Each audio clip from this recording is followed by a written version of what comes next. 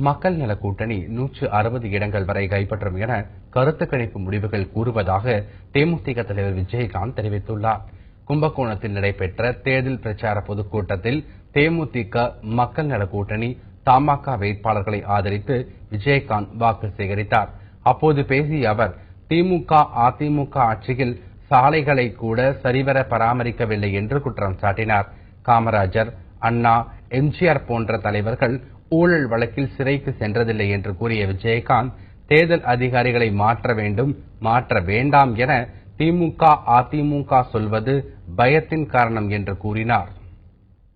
மாத்துங்க, நீ என்னையா இது மாத்தினாலும் மாத்துங்கிற, மாத்தாத மாத்தாத ஆளாளுக்கு இது நாங்க ஏதாவது பேசுறோமா? ஆறு கட்சியாளர் அதை பத்தி பேசுறோமா? ஆனா கோடி கோடியா இறக்கிருக்காங்க, எல்லாருக்குமே தெரியுது இல்ல. அப்ப பயம். அவருடைய கருத்து கணிப்பு அதிமுக 70-80, திமுக 20-19-25. மக்கள் நல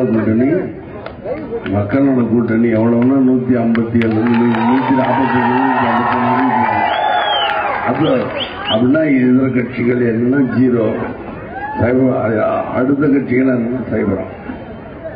அவங்க கருத்து கணிப்பு எவ்வளவுன்னா 145-157 வரைக்கும் நம்மனா என்ன சும்மாவா?